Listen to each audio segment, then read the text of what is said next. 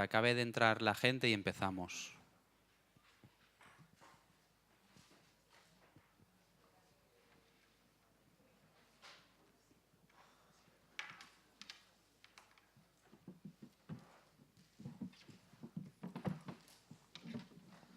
¿Sí? Vale. Buenas tardes a todos y todas. Voy a hablar en castellano porque hay gente de fuera y creo que es mejor para que nos entendamos. Bueno, bienvenidos, bienvenidas a este taller. En el taller pone que lo imparte Marc Serra, que soy yo, y Elena Maleno, que es ella, pero en realidad el sentido del taller es sobre todo la presencia de Elena, ¿vale? Hemos puesto como nombre del taller cómo transformar el dolor en justicia, pensando bastante en el trabajo que lleva haciendo Elena durante muchos años en la zona fronterera de Tánger y de Ceuta.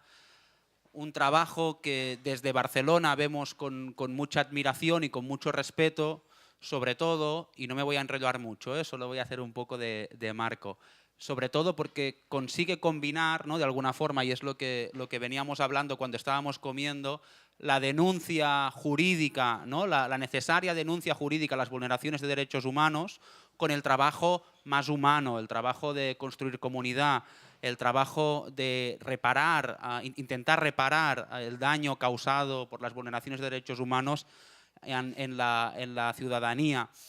Y yo creo que esto es algo que desde aquí puede ser muy útil para los movimientos y también puede ser muy útil para estos ayuntamientos del cambio, ¿no?, que de alguna forma tenemos ante nosotros y nosotras el reto de intentar cambiar las formas de hacer política también, que viene a ser también la forma de relacionarnos con la gente, en este caso con las víctimas de vulneraciones de derechos humanos. Elena viene trabajando desde hace muchos años, como decía, en la zona de la frontera, y la frontera es una zona es de las zonas donde hay más violencia, ¿no?, donde las vulneraciones de derechos humanos son más crudas y donde las garantías ante estas vulneraciones de derechos humanos normalmente funcionan peor. Y donde además, en la zona donde trabaja ella, el ambiente, ¿no?, antes lo decía Maribel en la anterior mesa, ¿no?, que hemos venido casi enganchando, el ambiente de poblaciones como Ceuta o como Melilla es un ambiente muchas veces muy asfixiante, ¿no?, con un sentido común que es muy distinto al sentido común de aquí y con una presencia aún muy fuerte, ¿no?, del fascismo, el fascismo cultural que durante muchos años ha estado en este país. Entonces, yo para acabar me gustaría hacer referencia a unas palabras que dijo ayer Yayo Herrero, ¿no?, cuando se refería justamente a estas fronteras, ¿no?, y creo que, bueno, las leo, ¿vale? Yayo decía ayer en el acto inaugural del Municilab que las fronteras sean como la piel del cuerpo, no la línea que separa, sino la superficie que recibe las caricias. Se trataría de una soberanía basada en la interdependencia. De alguna forma, si hay alguien que esté intentando hacer estas caricias en las fronteras, esta generación de comunidad en las fronteras, este trabajo de construcción de ciudadanía para intentar que las fronteras sean un poco menos áridas, difíciles de lo que son, es Elena. Bueno, muchas gracias, Marc. Gracias por invitarme. Es un placer estar aquí en Barcelona. Sé que desde aquí miráis mucho a la frontera sur y además miráis con una mirada de denuncia y con una mirada también de acogida, ¿no? Aunque ese término acogida hay que darle una vuelta y replantearlo, qué es lo que entendemos por acoger. Yo creo que como el título del taller es transformar el dolor en justicia, yo quería poneros un tráiler del trabajo que hicimos con las familias que perdieron a sus seres queridos el 6 de febrero de 2014 en una playa de Ceuta, después de una intervención de las fuerzas de seguridad del Estado español, en concreto la Guardia Civil, y cómo buscamos a esas familias, les pusimos rostro y comenzamos con ellas un camino que se llamó Transformar el dolor en justicia.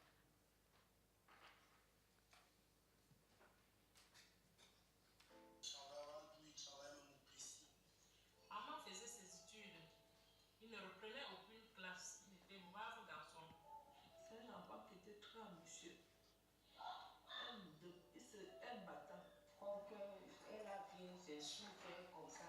C'est ça que mon fils me dit que maman, je vais aller chercher l'argent pour être toi aussi, tu te reposes.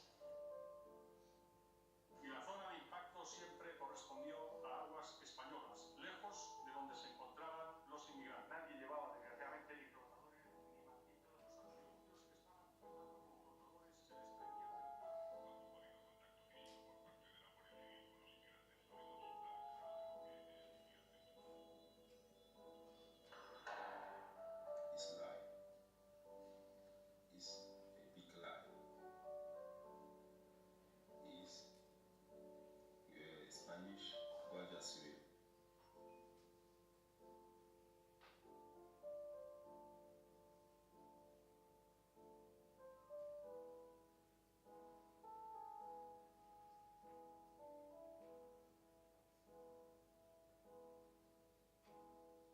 C'est la mère dedans de moi. Je suis le papa de Michael Fiena. C'est la maman de Abubakar, Omar Moueka. Et je suis le père de Guillaume Martin. Nous sommes la famille de Larios Fotio. Mort le 6 février 2014. À la plage d'Alama. Début avant de faire tout ceci par cause de moi. Je cherche ma vie. Je sais que c'est Dieu qui me protège. Il n'était pas le matin. Le jeudi matin, c'est là où j'entends qu'il y a eu Équateur. On a fusé sur les migrants. J'ai eu la peur, j'ai vu un numéro étranger. J'attends un peu, je lui demande qu'est-ce qui se passe. Après, il me dit que Abouaka est mort. Il dit maman, vous êtes la maman de Armand? Je dis oui. Il dit maman, soyez forte. Il dit maman, Armand est mort. Je me suis dit, mais si mon fils a été tué au boulot, lorsque moi je regarde la télé ici, je vois comment les blancs soignent les animaux. Ils gardent les lions, ils courent, tout et tout. Mais pourquoi tuer mon enfant? Tu vois un peu, donc ça me fait beaucoup mal. Donc s'il fallait m'acheter la vie de quelqu'un, moi je pouvais acheter sa vie. Oui, mon nom, au nom de toute la famille entière, que justice soit faite. Nous demandons que justice soit faite. Nous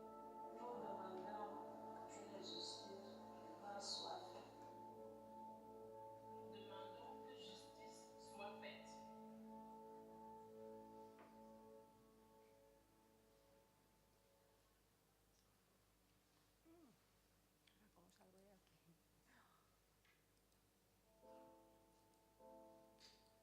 Je travaille avant la pluie, je travaille même au fils.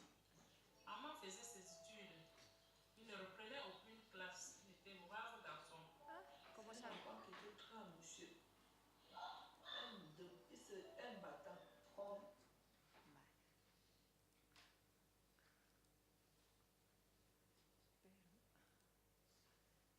Vale, perdonadme, que soy un poco patosa. Bueno, yo siempre me emociono, ¿no?, al ver a esas familias que ya forman parte de nuestras vidas, de las vidas de mi vida y de la de mis compañeras del colectivo Caminando Fronteras. Son familias con las que llevamos 4 años de lucha. Ahora queremos, el día 6 de febrero será el 4º aniversario y estamos otra vez pidiendo los visados para que vengan al Estado español. Queremos que el próximo 6 de febrero estén en el Estado español estas familias, sean recibidas como se merecen, porque eso forma parte, ver las tumbas, forma parte de ese proceso que nosotros hemos llamado transformar el dolor en justicia. Estamos muy lejos, nosotras hemos aprendido mucho del trabajo que se ha hecho en otras fronteras del mundo, ¿no? Por ejemplo, del trabajo que se hace en las fronteras latinoamericanas. Estamos muy lejos, nos quedamos en una visión demasiado desde nuestro lado, desde ese lado de esa izquierda reivindicativa, que nos creemos muchas veces en posesión de la verdad y que esto no es cierto, y miramos poco y escuchamos poco las voces de las comunidades que migran, de las personas que se mueven, ¿no? hablamos mucho de nuestra justicia y cuando hablamos del concepto justicia tenemos un concepto muy cortito de la justicia. Nos parece que la justicia es ir a presentar una denuncia y ver cómo va a ir ese procedimiento judicial. Pero la justicia es mucho más que eso. La justicia es saber la verdad. O sea, primero hay que saber la verdad de lo que allí pasó. Las familias tienen derecho a saber la verdad, a una reconstrucción de los hechos que les permita entender por qué murieron esas personas aquel día, por qué sus hijos encontraron la muerte. La verdad era muy importante y por eso nosotras fuimos hasta Camerún, por eso veis las imágenes donde las familias están viendo los vídeos que se habían publicado en el Estado español, pero que ellas no sabían cómo habían muerto sus hijos. Se sentían culpables, culpabilizaban a las propias víctimas. Los padres y las madres decían, no es que yo le dije que no se montara en una patera y que se fuera al agua, ¿por qué? No me hizo caso. Y le decíamos, no, es que Vicay no se montó en una patera, es que se ahogó supuestamente dando pie en un agua que le llegaba por la cintura. Entonces el padre por ejemplo, de Vicay se reconcilió con él, ¿no? Cuando vio las imágenes dijo, madre mía, yo estaba enfadado con mi hijo, no podía hacer el duelo y ahora puedo comenzar a hacer el duelo, ¿no? La verdad nos permite comprender muchas cosas, nos permite reconciliarnos y nos permite hacer el duelo. Después hay que ir hacia la justicia y la justicia tiene distintos ángulos. Desde un reconocimiento en las administraciones públicas, para nosotros sería muy importante que estas familias fueran recibidas en el Congreso de los Diputados, que fueran recibidas en el Senado, que fueran recibidas en parlamentos territoriales y que se les pidiese perdón. Eso sería muy importante. Está siendo muy importante el procedimiento judicial y está siendo muy importante porque a pesar de que cerraron este procedimiento judicial en Ceuta, la Audiencia Provincial de Cádiz lo reabrió y además lo reabrió diciendo que se había hecho daño a las familias, además lo reabrió diciendo que aunque mueran personas en contextos de frontera, hay que investigar esas muertes. Tenemos que recordar que ahora recientemente hemos tenido una sentencia de devoluciones en caliente, que ha sido una sentencia del Tribunal Europeo de Derechos Humanos, pero tenemos que recordar que ningún tribunal del Estado español ha condenado acciones de violencia en frontera. Eso es una vergüenza para un Estado democrático. No tenemos que ir a tribunales internacionales. Yo, desde mi visión también de mujer de izquierdas, euroblanca, como diría la compañera Daniela Ortiz, desde esa visión yo siempre pensaba, bueno, iremos a tribunales internacionales. A nosotros nos hizo un clic la cabeza cuando una de las mamás, cuando la mamá de Dauda nos decía, es que no te estoy entendiendo lo que me estás diciendo de tribunales internacionales, es que yo quiero sentarme ahí y ver sentado en un banquillo de los acusados a las personas que esos días dispararon contra mi hijo. Esa es la justicia que yo quiero. Y yo entendía a esas madres y decía, es verdad, es que no estamos hablando de la misma justicia de un lado y de otro lado. Y luego los procesos de reparación. ¿Qué es una reparación? La reparación difiere mucho en cada persona. Nosotras entendimos, por ejemplo, que la reparación en víctimas de las fronteras Bamileque era que teníamos que enviar un puñado de tierra en donde había muerto la persona, si no se podía enviar el cuerpo, enviar un puñado de tierra al país de origen. Nosotras hemos enviado tierra, arena de playa, donde habían muerto estas personas, las hemos enviado por DHL a Camerún para que las familias en Camerún pudiesen hacer el duelo. Y después es la no repetición. Esas son las bases de la construcción de la ciudadanía cuando estamos hablando de contextos de violencia. La verdad, la justicia, la reparación y la no repetición. Y esto es lo que aún no hemos conseguido, estamos muy lejos de conseguir en estados que nos llenamos la boca diciendo que somos estados democráticos.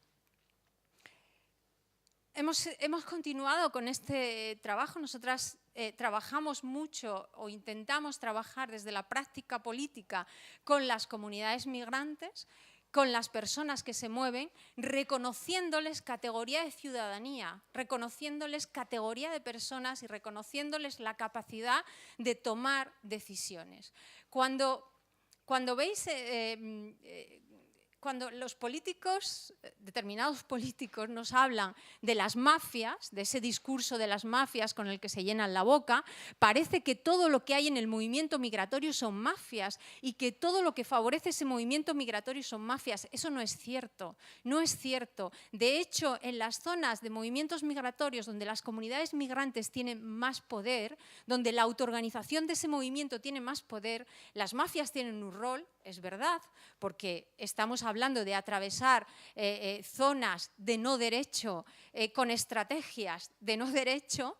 Es verdad que toman un poder, pero es verdad que la violencia de las mafias se mitiga no por el efecto de nuestras políticas de militarización de fronteras, sino por la negociación de las propias comunidades migrantes que exigen a las mafias determinadas garantías para entrar en esas formas de paso de no derecho. Y esto nosotras lo hemos visto muy claro comparando Libia con Marruecos, por ejemplo.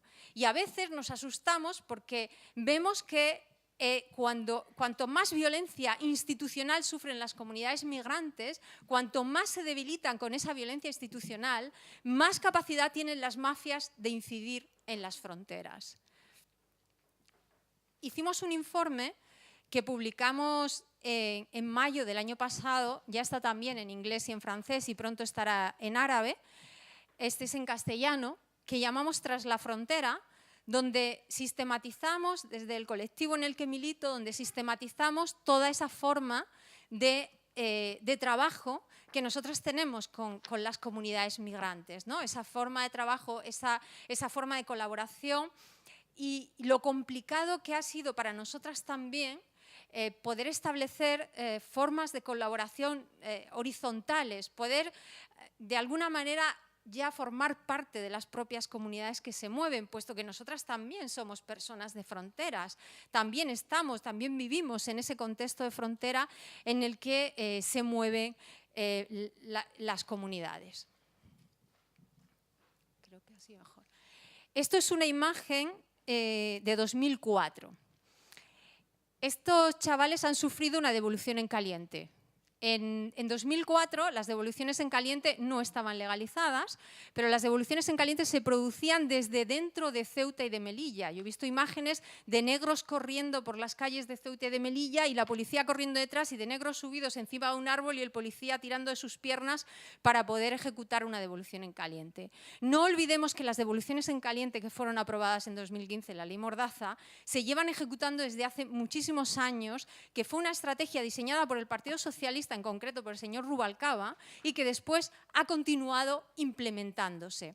En el año 2004 hubo un hecho que no ha tenido mucha trascendencia mediática, pero que sí lo tuvo en la lucha de las comunidades migrantes. En el año 2004 hubo una entrada a Ceuta bastante grande de personas migrantes por el método del túnel, que era cortar con un cortafríos la valla y entrar mucha gente. Entonces entraron mucha gente y se dieron esas devoluciones en caliente desde la propia ciudad de Ceuta.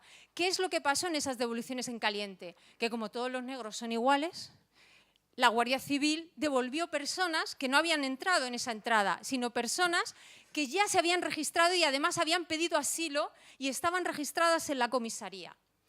En concreto, 9 de ellas, nosotras pudimos documentar 9 de ellas que habían sido devueltas.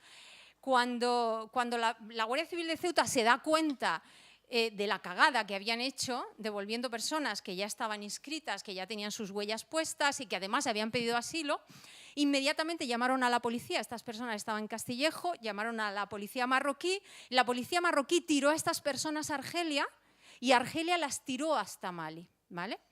En medio de toda esta locura, se hizo una llamada al ACNUR, se le dijo al ACNUR, mire usted, es que estas personas ya no están en Ceuta y son demandantes de asilo. Entonces el ACNUR se reúne con, si no recuerdo mal, era Camacho, ministro del Interior del Partido Socialista, y le explica, estas personas estaban en Ceuta y ahora no aparecen por Ceuta, no están en el CETI, ¿dónde están?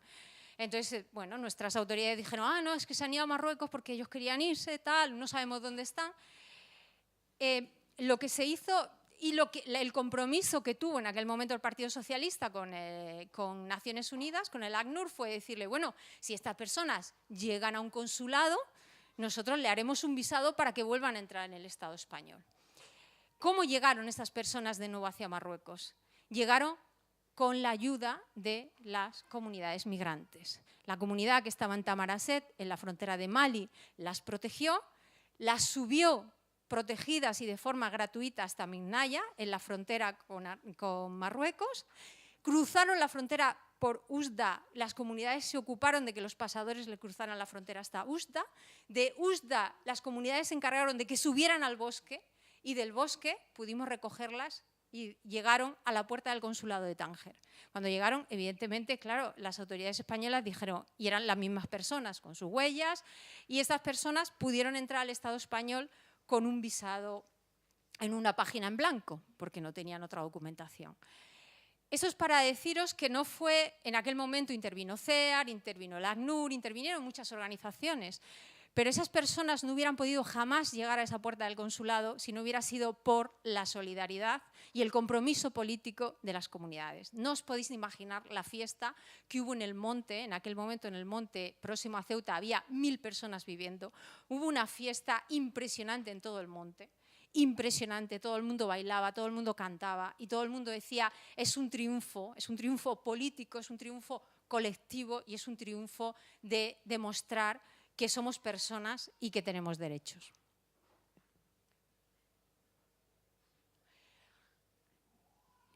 Esto es, ella es bebé y es su foto y su hermana Ruth la está abrazando. Ellas son hermanas, ellas son de República Democrática del Congo y bebé murió en la última devolución en caliente que hayamos documentado, que pasó el día 31 de agosto en una playa de Melilla. Murió junto a otras 6 mujeres.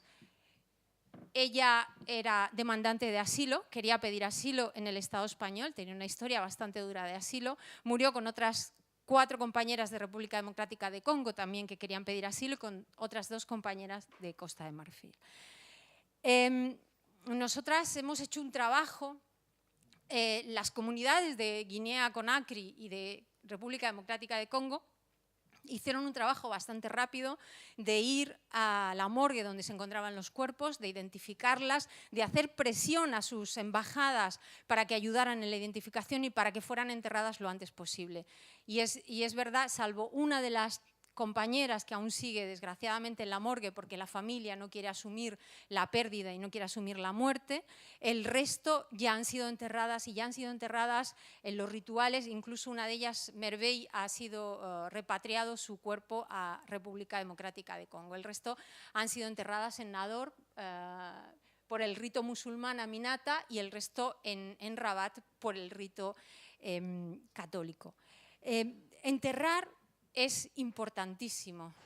El dejar a las personas víctimas de violencia en la frontera sin nombres, sin apellidos, sin listados de desaparecidos, sin posibilidad a las familias de poder enterrar a sus muertos, es el daño más fuerte que le puedes hacer a una comunidad. Lo sabemos en el Estado español, que aún tenemos muertos en las cunetas y que vemos cómo cada vez que se saca una fosa, vemos cómo el bisnieto está llorando y está destrozado porque necesita ese proceso de verdad, necesita ese proceso de justicia. El enterramiento, el ser humano nos reconocemos como personas, no cuando comenzamos a instalarnos o cuando comenzamos a dejar de ser nómadas, nos reconocemos como personas cuando comenzamos a abrir un agujero en la tierra y en vez de dejar un cadáver empezamos a enterrarlo porque pensamos que hay algo más.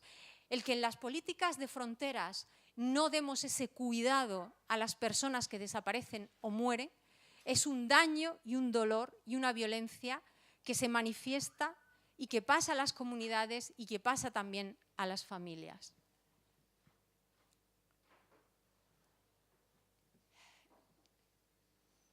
A nosotras nos costaba mucho, estamos siempre haciendo ensayo-error, sobre cómo tener prácticas políticas en contextos de mucha violencia. Estamos siempre en un contexto donde la violencia es permanente. De hecho, nosotras mismas tenemos temas de seguridad. No podemos salir a determinadas horas por la noche, no podemos, pero claro, nuestros temas de seguridad no son tan fuertes como los temas de seguridad que tienen nuestras compañeras. Ahora, hace un mes, hay unas redadas muy fuertes en los bosques en el norte de Marruecos, y en esas redadas ha habido 4 compañeras que han sufrido violaciones y abusos sexuales, ¿no? Estar siempre confrontados a esa violencia. El otro día, el hijo de una compañera que se había ido a mendigar con un amigo, el niño desapareció, lo detuvieron, y el niño, que es muy pequeño, pasó toda la noche en comisaría en una celda, ¿no? Toda esa violencia constante nos hacía cuestionarnos cómo hacer prácticas políticas en contextos de violencia, cómo hacer práctica política con ciudadanía en movimiento. Yo sé que eso también os concierne, porque también sé que hay muchas personas que pasan en tránsito por vuestros territorios, que no sabéis qué hacer con ellos en ese tránsito, que no sabéis cómo relacionarse o cómo reaccionar, y luego en las prácticas políticas reconociendo al otro y a la otra. La propaganda es muy fuerte, ¿no? Cuando tú desde un medio siempre estás escuchando hoy pobrecitos migrantes, o siempre estás escuchando ay, qué malos los migrantes, al final estás en una posición o en otra. Es muy difícil mirar al otro y a la otra que se está moviendo como un igual. Siempre lo estamos mirando desde muchas organizaciones sociales que trabajan sobre todo en la acogida. Por eso decía yo al principio, hay que reformular qué entendemos por acogida. Siempre lo estamos viendo como, ay, pobrecito o pobrecita, ay, pero no. Y desde el otro lado lo estamos viendo, no, es que roban, son ladrones, son violentos, vienen a quitarnos los puestos de trabajo. Entonces, cómo posicionarnos desde la práctica política, no en un lado ni en otro, sino frente a frente, y negociar con la persona que tenemos frente a frente, y cómo aceptar, ¿no? Cómo no cuestionar. Muchas veces nos encontramos diciendo desde recursos, pero ¿cómo te vas a ir a Francia, hombre? Si en Francia no hay nada, o pide asilo aquí, mejor que... Ahora estamos empeñados, sobre todo organizaciones sociales, el ACNUR también, que yo lo entiendo también, ¿no? Pues empeñados en que pidan asilo en el Estado español, o en que pidan asilo en Ceuta y Melilla. Y claro, cuando hablas con los compañeros, las compañeras te dicen, no pido asilo en Ceuta y Melilla. ¿Qué me ofrece el asilo en Ceuta y Melilla? No pido asilo en el Estado español, porque si me voy a Alemania, las garantías de que mi procedimiento de asilo sea aceptado es mucho mayor. Estamos hablando con personas que tienen capacidades políticas, que tienen capacidades de ciudadanía, que solamente les falta la información. Pues como si yo me voy ahora a China, pues necesitaría más información sobre China, pero puedo reflexionar sobre lo que quiero y sobre lo que no quiero, ¿no? Hace poco, con unas compañeras, estamos muy obsesionadas con el asilo y con la trata de seres humanos. Es muy buena obsesión la trata de seres humanos, porque sabemos que el 90% de las mujeres, desgraciadamente, que están en frontera sur, son potenciales víctimas de trata, y son potenciales víctimas de trata por nuestra política de militarización de fronteras. Esa es la verdad.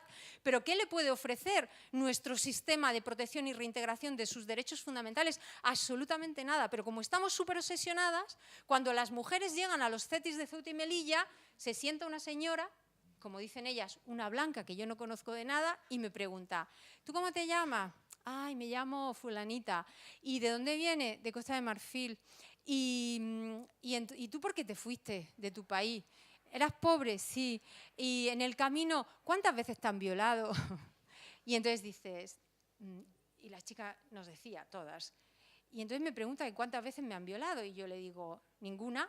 Claro, porque yo, ¿por qué le tengo que contar a esta señora cuántas veces me han violado? Yo no la conozco absolutamente nada, ni sé para qué es esa entrevista, porque esa es una entrevista de inscripción en un centro de estancia temporal de inmigrantes. Ese es un maltrato terrible y horrible. Y muchas de las entrevistas terminan diciendo, si la chica dice que no la han violado, venga, di la verdad, es mejor, porque sabemos que te han violado, porque yo sé que te han violado, porque yo sé mucho, soy superior a ti, y sé efectivamente que te han violado muchísimas veces durante el camino. Es ahí donde empezamos a ponernos trabas en la relación que tenemos con esas personas que están llegando, ¿no?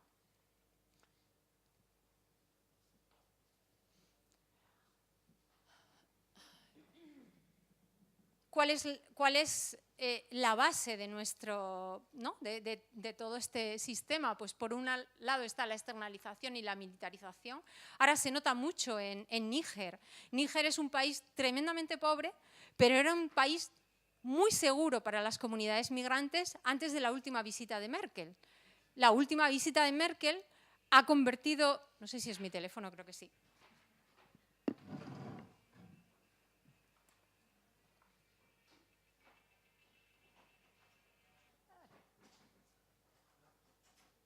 Perdonadme, pero es que...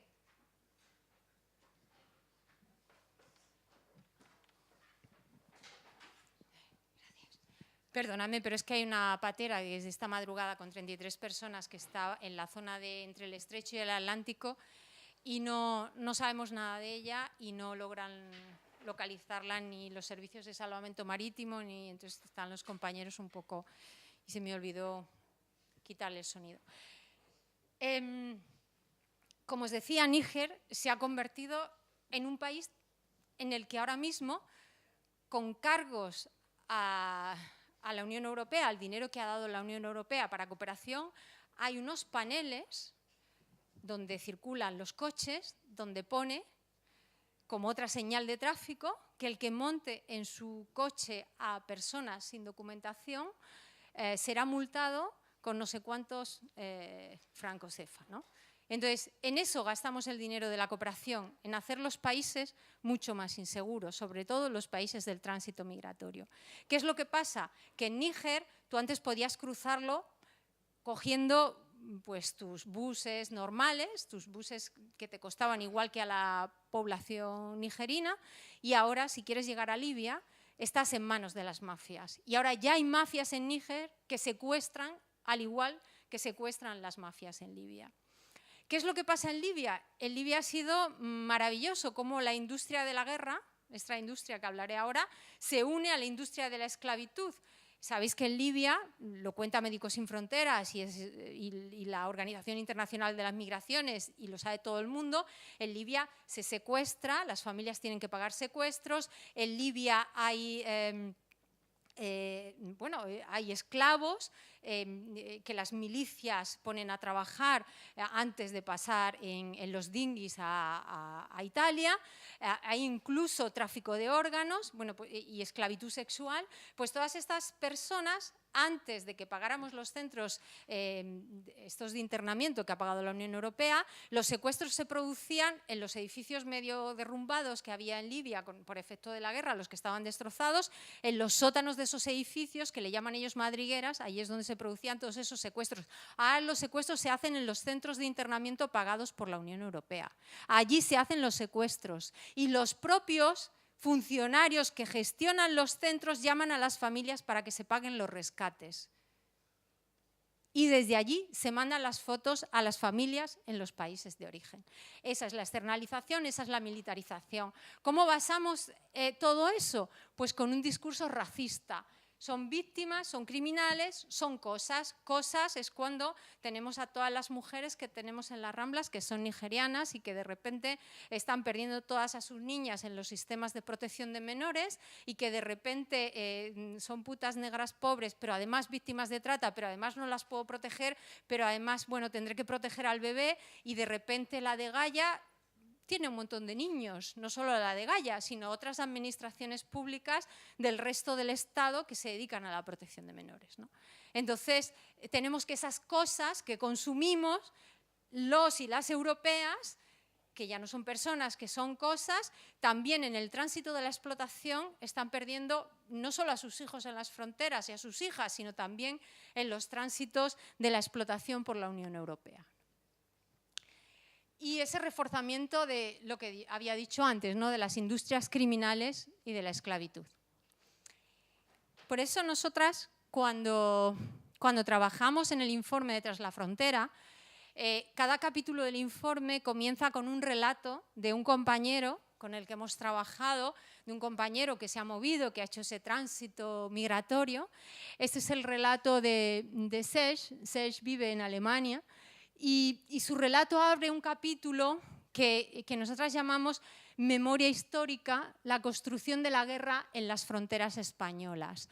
y hacemos un recorrido desde el principio del 2000 de cómo se construye todo ese imaginario respecto al otro, de cómo se construye esos espacios de excepción que son las fronteras, de cómo pasamos en el Estado español del concepto, perdonad mi inglés nigeriano, pero boundary, que es línea, a border, que es espacio, y de cómo llegamos a que un ministro nos diga que la frontera es como el chicle y que si no pasa al último guardia civil no está dentro del Estado. Todo eso es una construcción de la que forma parte todo el imaginario de nuestro Estado y que forma parte y ya acompaña la construcción que la ciudadanía tiene del otro y de la otra, ¿no? Por eso, ¿y quién se está beneficiando? ¿Quién hace nuestras políticas migratorias? Nuestras políticas migratorias son unas políticas con perspectiva de derechas, con ideología de derechas. Mentira, mentira. Es que si al menos fuera eso, pero es que ni siquiera es eso. Nuestras políticas migratorias las decide Indra. Lo que pasa en Ceuta y Melilla lo ha decidido Indra. Y lo que pasa en otras fronteras europeas las decide Thales, Finmecánica, Airbus y Safran, que son los que se van a llevar los 29 billones que en el año 2022 invertiremos en control de fronteras. ¿Y por qué? Porque estas empresas que se llevan más del 82% de la venta de armamento a países en conflicto se han dado cuenta que vender armas genera movimiento y que frenar el movimiento que ellas generan también da dinero. Y es un business redondo. ¿Quién hace las políticas? ¿Quién se va a llevar los 12 millones de euros que se va a invertir ahora en la valla de Ceuta? ¿Por qué Indra se ha llevado todo ese dinero? ¿Por qué no sabemos? Indra, ¿sabéis?, está siendo presuntamente investigada por presunta financiación ilegal del Partido Popular. ¿Quién ha hecho las políticas? Un enfoque ideológico de derechas, que no nos engañen, no es eso.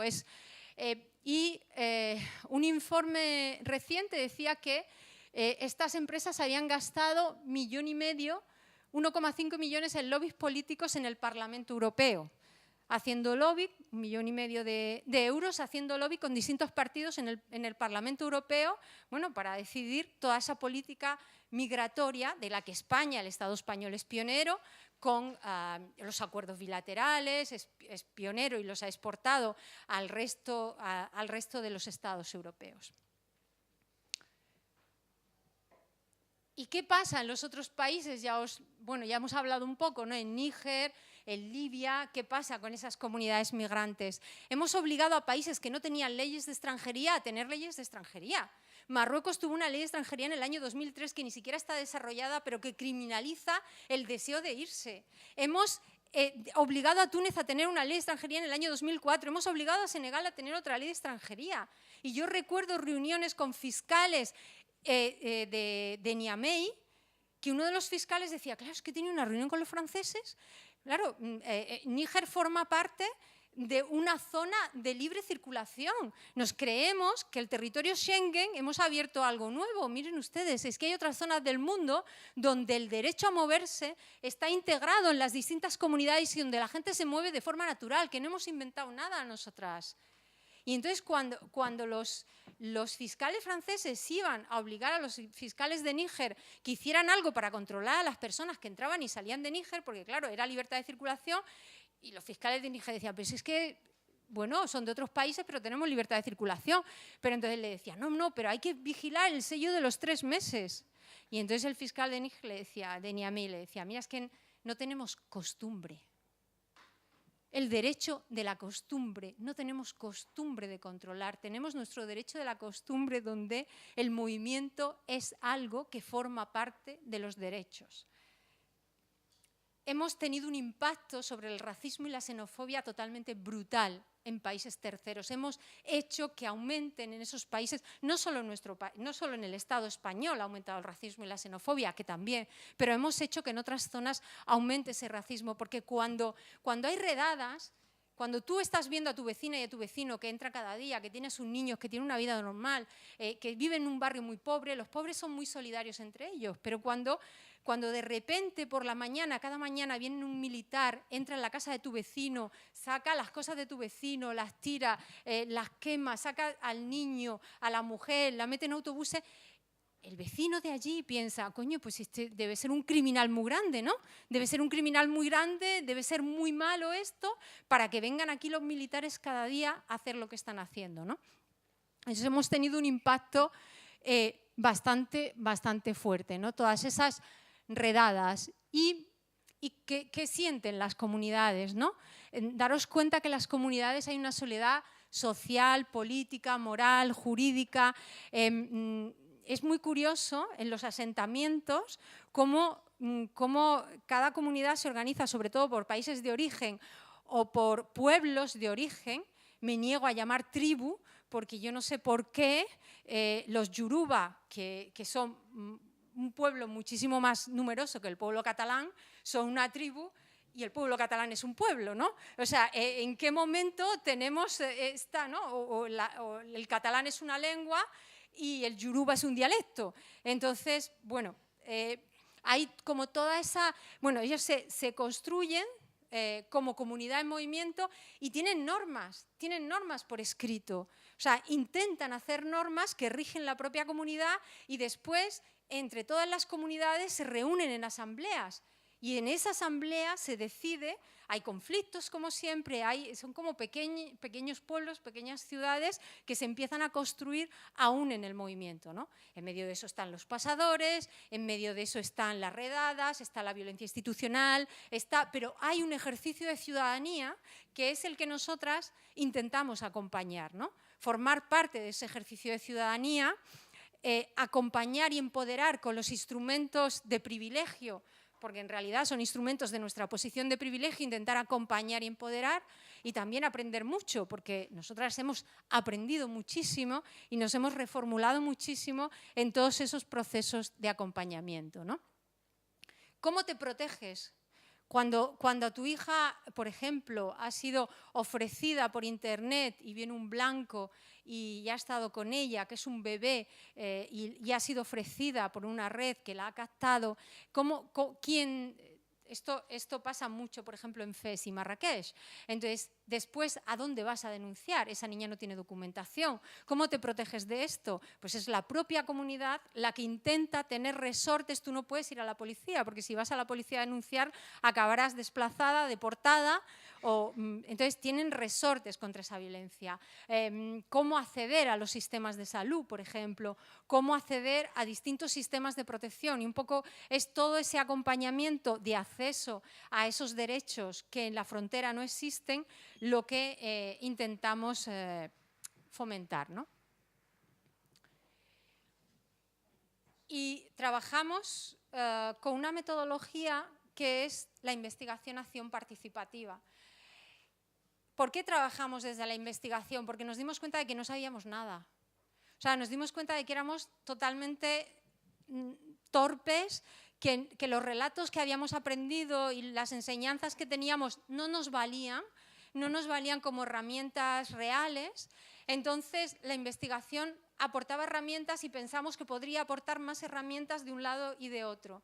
¿Por qué acción participativa? Porque a través de ese tipo de investigación, como se trabaja mucho en otras comunidades latinoamericanas, nosotros hemos aprendido mucho esta metodología en comunidades de Latinoamérica, los resultados de la investigación nosotras hacemos que incidan en las propias comunidades que desarrollan estrategias de acción respecto a los resultados de la investigación. Y esto es un poco la metodología con la que trabajamos.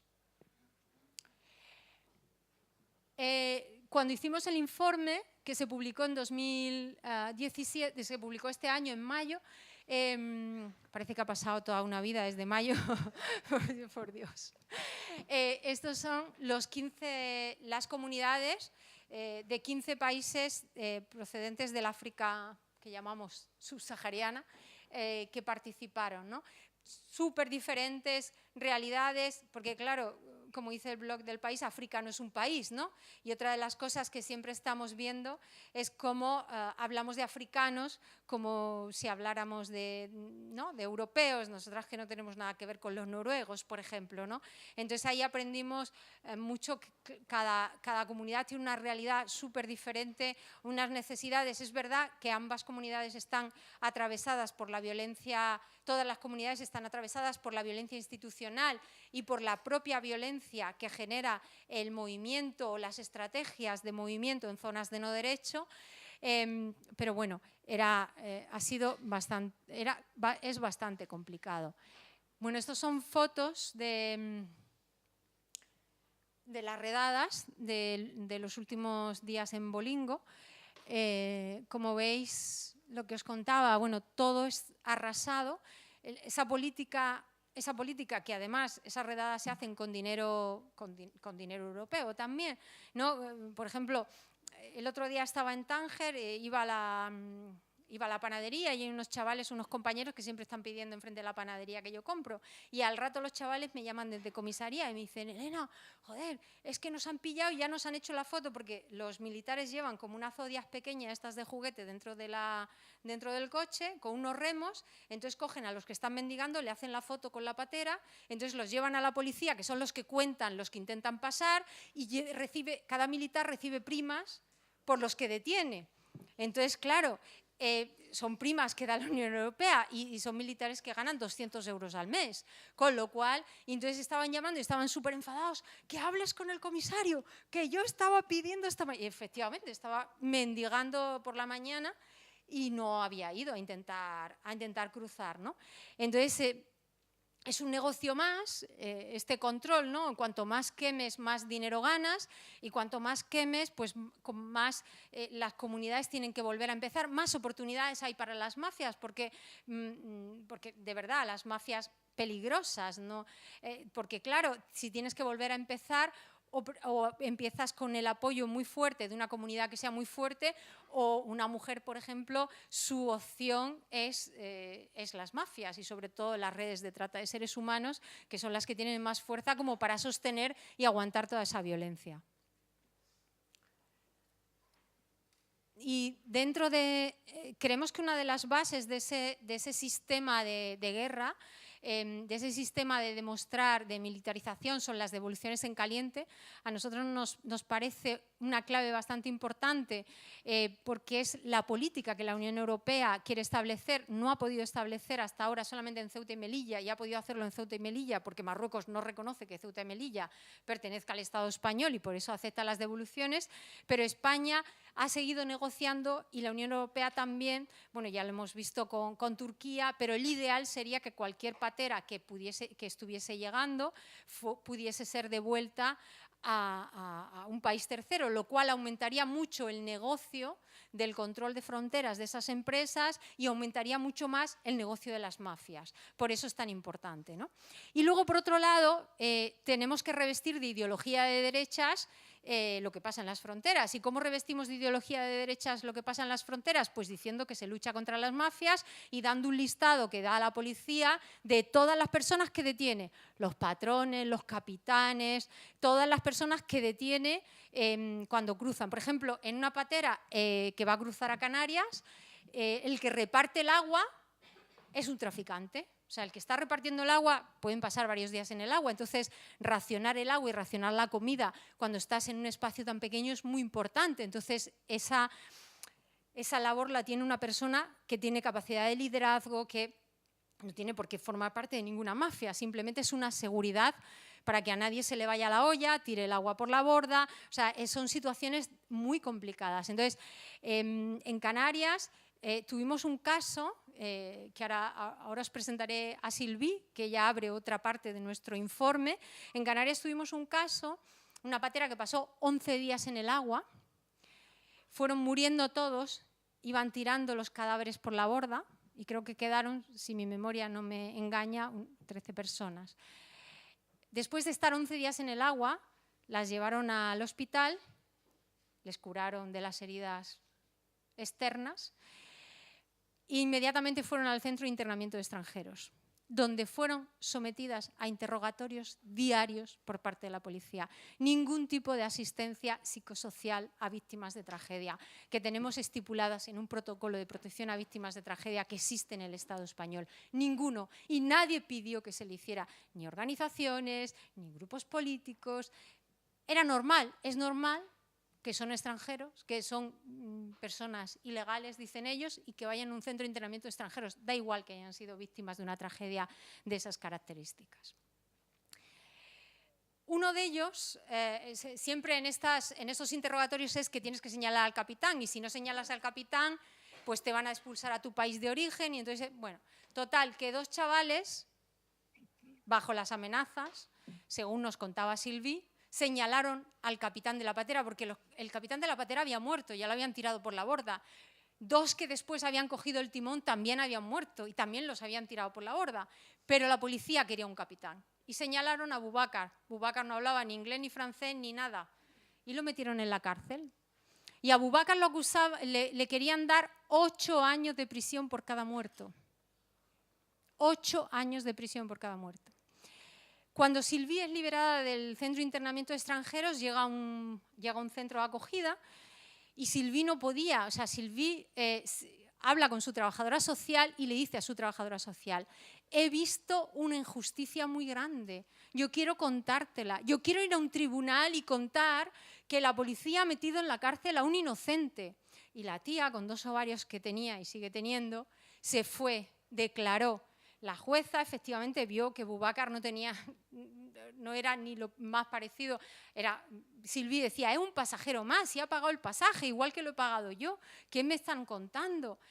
Y al final, bueno, Boubacar fue liberado, pero la fiscal de extranjería de Canarias, que tiene que tener todos sus listados de detenciones bien claros, lo puso en busca y captura, ¿no? Boubacar, claro, no se presentó, muerto de miedo del tiempo que había pasado en prisión. Pero es que en Algeciras han llegado a detener a patrones de las toy. ¿Sabéis las toy? Las toy de juguete, las barcas de juguete que van a remos. Cuando han llegado, la policía ha preguntado, ¿quién es el patrón? ¿Quién es el capitán? Y han dicho, ese. Y ha ido a la cárcel. Digo, bueno, ¿y el capitán en una barca de remos qué hace? ¿Señalar? ¿O hacia allá vamos? Y ahí lo han metido en la cárcel, ¿no? Entonces tenemos dentro del Estado español varios agujeros desde donde se nos cuela esa ideología, ¿no?, de control de fronteras, esa ideología racista, ¿no? Bueno, hemos hablado de lo que os he contado antes, ¿no?, esa industria de la guerra que se convierte en industria de la esclavitud, todas esas mujeres y infancia migrante. Hay mucha infancia migrante que está entrando en los estados europeos, demandada por los mercados europeos. Lo dijo la Interpol, esos 10.000 famosos niños y niñas que no sabían dónde estaban, pero sí sabemos dónde están muchas niñas que están cruzando, sabemos que están en las calles, en el mercado sexual. Lo sabemos en París porque las vemos y las ven las brigadas de menores. Las vemos cuando entran por Motril, por frontera, y se declaran mayores de edad con 22 años cuando no tienen pecho, y nuestro funcionario, el funcionario que le pagamos del Estado español, el policía que está ahí, cuya obligación sería llamar a fiscalía para decir que hay una presunta menor diciendo que es mayor de edad, no inicia nunca los protocolos de protección. Esa industria de la guerra se alimenta de la industria de la esclavitud, sobre todo se alimenta del cuerpo de las mujeres, cada vez más niñas y adolescentes, y dentro de todo eso está la resistencia de las comunidades a esas violencias externas. Las comunidades están siempre entre la violencia de las industrias de la esclavitud, normalmente gestionadas, son industrias criminales gestionadas por el crimen internacional, y la industria de la guerra, que son violencias institucionales. Y ahí es donde se genera toda esa resistencia de todas esas comunidades que se mueven.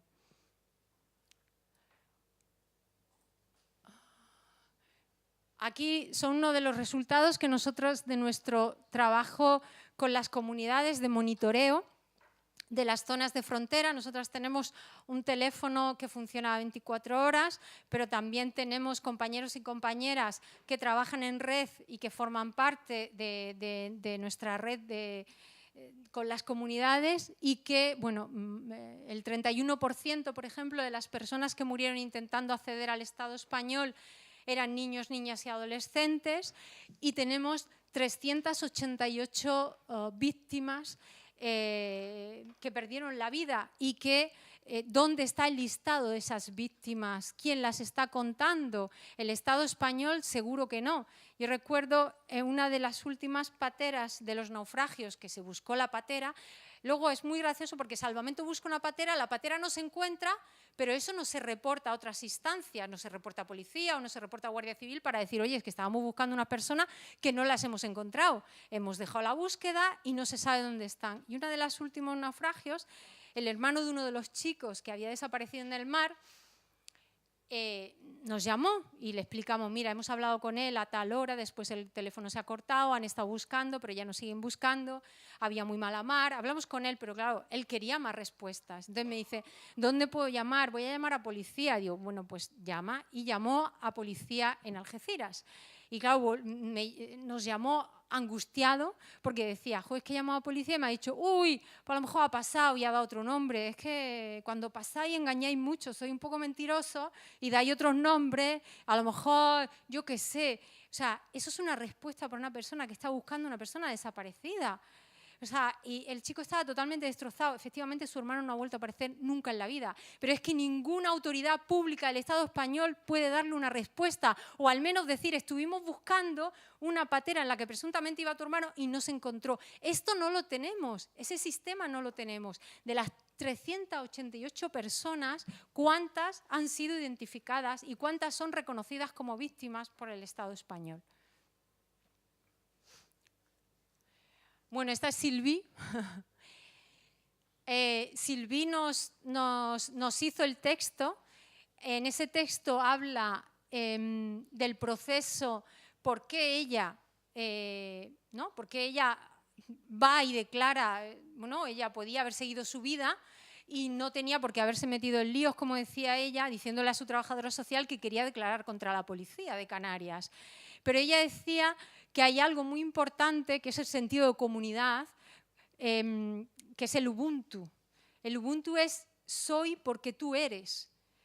O sea, hay claves que nos enseña cuando nosotras estamos con el raciocinio de Descartes, ¿no?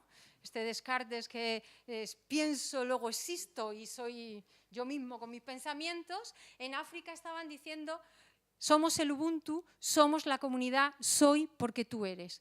Ese compromiso fue el que le llevó a Sylvie, aun estando indocumentada, aun teniendo un hijo, aun estando sola en un estado que no la protegía, que no conocía, aun habiendo sufrido una tragedia horrorosa, a ir y decir a una trabajadora social, yo quiero ir, quiero hablar porque la policía ha metido en la cárcel a una persona inocente.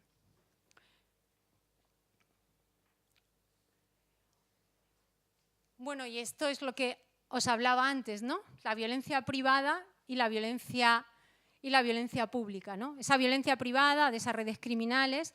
Daros cuenta además que a nadie le interesa terminar con ese negocio criminal y que la industria de la guerra está muy interesada en que continúe porque las redes criminales, el dinero que aportan a los grandes mercados financieros es el 1,8% del Producto Interior Bruto mundial. Entonces, a nadie le interesa que ese negocio se termine, ¿no? Y la segunda es la violencia institucional. Y cuando tú hablas con las comunidades o con las mujeres y te dicen cuál es la violencia, ¿no? ¿Con cuál te queda? Y la mayoría de las ocasiones te dicen, me quedo con la primera. Es dura, me va a explotar, pero la conozco, sé dónde me muevo. La violencia institucional no la entiendo. No entiendo por qué la Guardia Civil, hay un crío al que queremos muchísimo, que se tiró de un 5º piso, en Tánger. Estaba vivo cuando llegó al hospital, vivo, solamente se había hecho algunas maulladuras, nadie se entendía cómo el niño estaba vivo. Y cuando estábamos con la madre, estábamos sentados, estábamos hablando con él, y estaba una compañera que también es psicóloga, el niño decía, no, es que yo quiero volar. Y le decíamos, ¿volar? ¿Por qué? Dice, porque yo quiero ir volando a Europa, yo no quiero ir más en patera. Y le decíamos, ay, ¿por qué no? Pero sí, porque hay gente que va volando a Europa y entonces yo he hecho así y me he tirado y quiero ir volando. Porque la última vez, y entonces el niño contaba una devolución en caliente, que nosotros habíamos reportado, en el agua, en la zona de Ceuta, y contaba con pelo y señales cómo la Guardia Civil estaba pegando y dando golpes en la patera mientras esperaba que viniera la Marina marroquí. Y contaba cómo su madre casi se ahoga en el agua con la hermana.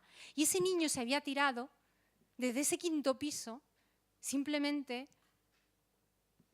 no, sino gravemente porque había tenido un trauma tan horrible y tan horroroso que no le había contado a nadie y que es una violencia más de la frontera, porque la violencia es así, porque ¿para qué intentan pasar si ya saben lo que les espera, ¿no? Que un poco, pues esa violencia institucional nunca se puede comprender y nunca se puede perdonar.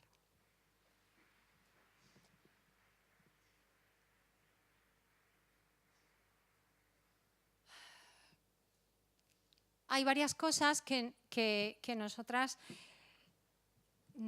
es nuestra obsesión, porque es la obsesión también de las comunidades migrantes. Una es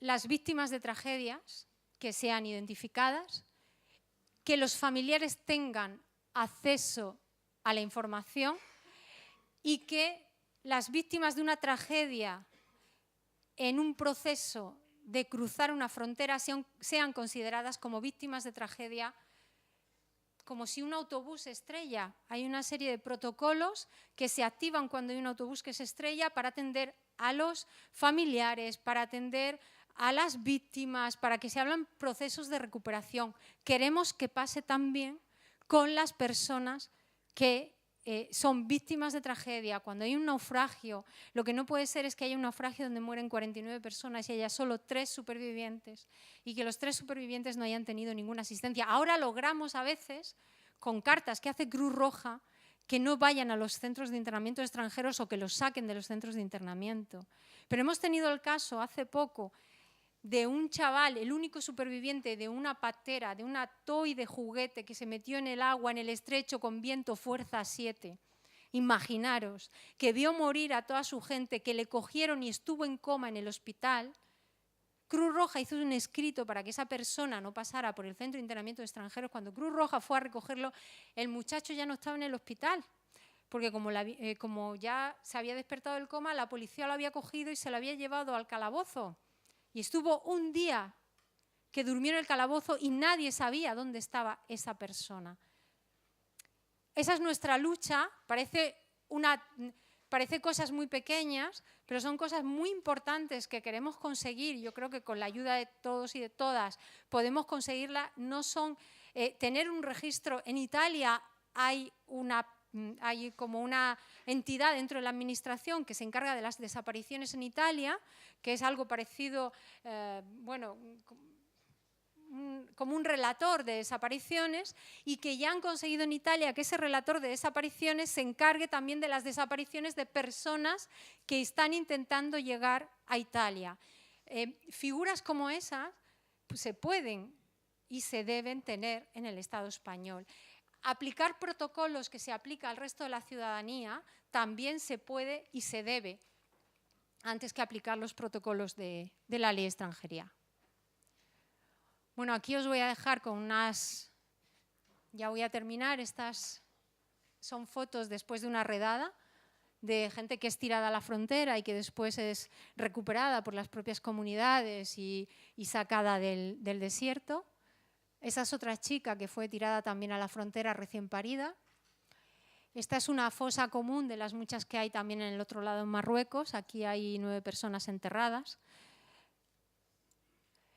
Estas son compañeras, esta es la última visita que hicimos a Bolingo.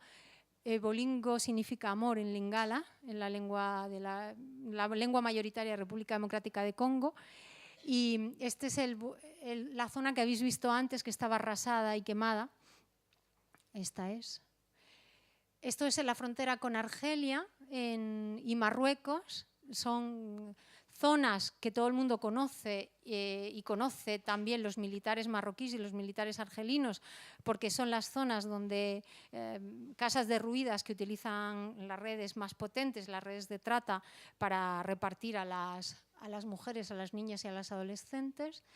Esto es una iglesia en el tránsito, ¿no? Una iglesia construida, una iglesia pentecostal construida en el tránsito. Y bueno, y este es un compañero que nació en Tánger de cesárea y que es más malo que súper inquieto. Y justo cuando hicimos esa foto, su madre tenía una barriga así y se quería ir también. Lograron cruzar, fueron rescatados en el mar de Alborán, lograron cruzar los tres. Y entonces el niño jugaba después de la redada entre el fuego, ¿no? Y la madre nos decía, no nos podrán quitar esto porque África es vida. Muchas gracias.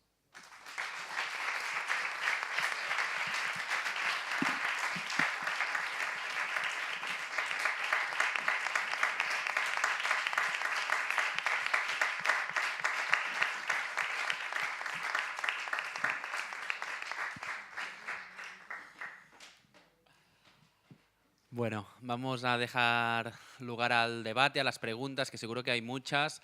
Antes de esto quería dar la bienvenida también a algunos colectivos de la ciudad de Barcelona que han venido, que trabajan el tema específicamente. Hemos pedido expresamente que pudiera venir gente de Iridia, gente de Fotomovimiento y gente de Novact, que han estado justamente durante los últimos meses trabajando en un informe Derechos Humanos en Frontera Sur hacia el restablecimiento de la legalidad en la Frontera Sur, que es un muy buen trabajo también, con un muy buen trabajo documental, y que bueno, hemos pensado que valía la pena también aprovechar el hecho de que estaba Elena para de alguna forma reconectar un poco con los activistas de la ciudad. También sé que hay gente de Stop Mare Mortum, de otros colectivos, y sin más, coger un poco de aire e intentar hacer alguna pregunta, porque Elena nos ha dejado a todos con la piel de gallina.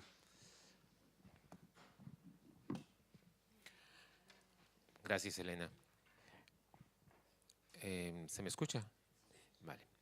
Yo soy Fabián y colaboro aquí en varias entidades que se ocupan de la inmigración y también con refugiados. Y me ha impactado lo que has dicho de la policía, pero es que la policía tiene una doctrina, es adoctrinada.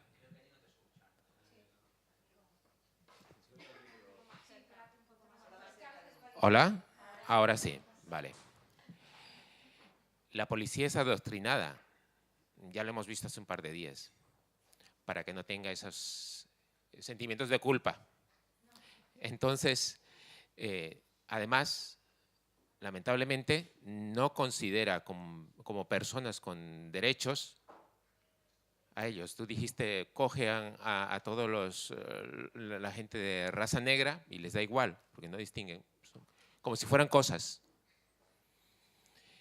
Y eso pertenece a una estructura de violencia institucional que se practica también aquí, en Barcelona, con los refugiados que han llegado, que se encuentran día a día con problemas, con muros dentro de las administraciones.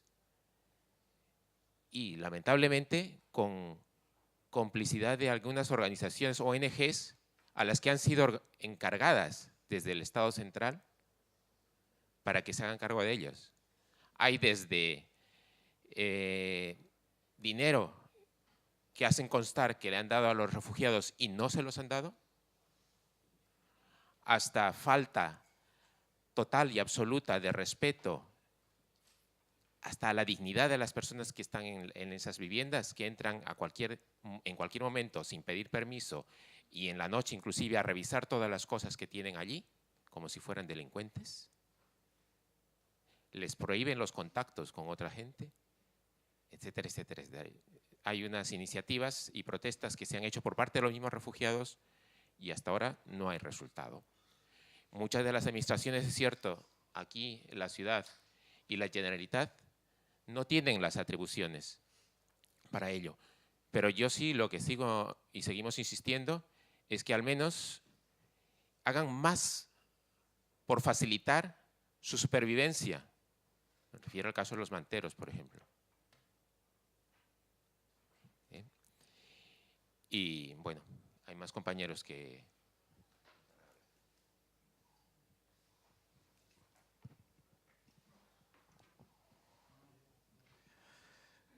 Sí, hace unos días, en una entrevista en televisión de Badalona, el Ángel Miret, que es un personal de la Generalitat, de la Agencia de Cooperación, dio una cifra que a mí me dejó realmente sorprendido, que es que el gobierno español recibe de la ayuda internacional de 4 a 6 millones de euros por persona que ha recibido o que está apuntada a la protección internacional. Entonces, me gustaría, si esto es más o menos cierto, o si más o menos yo creo que planteó un dilema importantísimo, porque aunque sea mínima la gente o el porcentaje realmente de estas personas que están aquí, la opacidad tan grande que hay de la utilización de ese dinero y cómo cada administración se está pasando, digamos, la pelota unas a otras, es impresionante. Solo puedes hacer un mínimo de números y qué está pasando. Las ONGs que participan de los distintos procesos de acogida están diciendo que están siendo cada vez más recortadas, que cada vez dependen más del voluntariado y que, lógicamente, pues bueno, para tener la estructura de pisos de acogida, de tener, bueno, que cada vez están más en precario, pues a mí no me cuadran los números. Yo pienso que esto es una violencia institucional que, si es cierta, se tendría que denunciar y sobre todo pedir la transparencia en la gestión de esos dineros. Si es del Estado español, es del Estado español, y si es de la Generalitat, es de la Generalitat.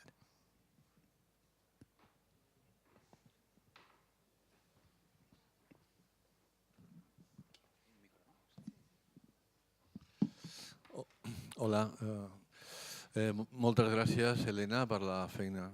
Sí, en castellano. Muchas gracias, Elena, por el trabajo. No, sí, es que a veces es un automatismo. Es tremendo el lugar que ocupas, y yo pienso que es realmente uno de los centros de crisis moral más importante que hay en el mundo, ¿no? Y en ese sentido, este tema realmente ocupa, y debería ocupar aún más, un centro del debate sobre el mundo en el que estamos y hacia el que queremos ir, ¿no? Por lo tanto, en primer lugar, creo que tu trabajo es de máxima importancia, ¿no? Luego, yo pertenezco también, bueno, militamos también algunos de los que estamos aquí en algunas organizaciones populares de Barcelona, concretamente en Barri Refugi, que fueron surgieron, digamos, a raíz de la crisis de refugiados en el Mediterráneo, y significaba pues la movilización de la ciudadanía en favor de la acogida y en favor de que pusiera fin a esta situación. Y más o menos bueno, nos manejábamos en esos tres niveles, ¿no? Por un lado, pues lo que sería la movilización, ¿no? La movilización de las personas y de la ciudadanía. Y por otro lado, lo que sería también la organización de la propia ciudadanía alrededor de estos temas. Y también, por supuesto, nos preocupaba especialmente el problema de la acogida, ¿no? De la acogida, nos sigue preocupando, ¿no? Es el gran tema, ¿no? Entonces, de alguna manera, yo quisiera plantear aquí también, ya que estamos en el Municilab, ¿no?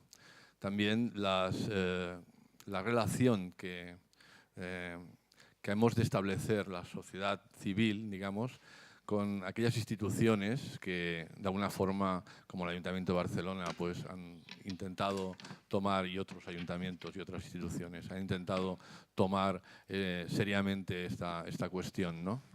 Y constatar que esa relación no es fluida, cuesta de encajar, ¿no? Y quizá podríamos debatir o hablar de cómo ha de evolucionar esa situación para que vaya en la dirección de conseguir más eficacia, ¿no?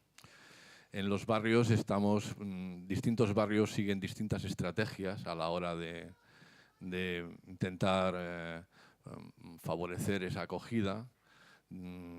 Algunos intentamos trabajar también con algunas de las ONGs grandes, que ya sabemos que algunos las cuestionan, pero que tampoco pensamos que se deba de generalizar, ¿no? Hay efectivamente casos en los que claramente ha habido fallos muy graves, ¿no? y injusticias, y otros en los que más o menos se intenta, ¿no? Pero que se enfrentan a problemas muy importantes para hacer una acogida decentemente, ¿no?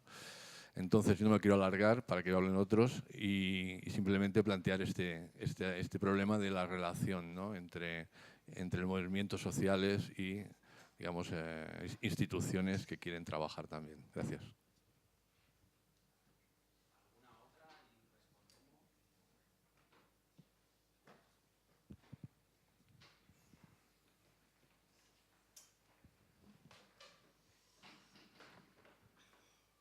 Bueno, es complicado, pero yo creo que no hay que tener miedo a cuestionarnos.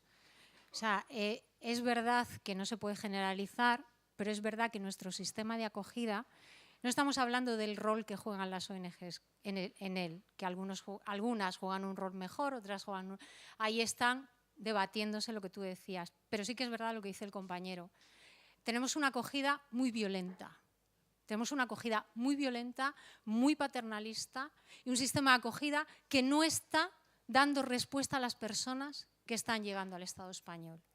Ya no solo aquellas que no llegaron nunca, sino a las que están entrando por frontera sur. Ahora mismo, en el sur, por ejemplo, hay chavales que me llaman porque les están pagando 2 días de hostales y después de los 2 días le dicen que te pagan un billete, que te vas a Barcelona o que le pagan un hostal en Barcelona y al día siguiente está en la calle. El sistema en sí mismo, primero es un sistema violento, con un control de la información también, el sistema de control donde va toda la información, sobre todo la información de las mujeres, el sistema Siria, es un sistema también que habría que revisar.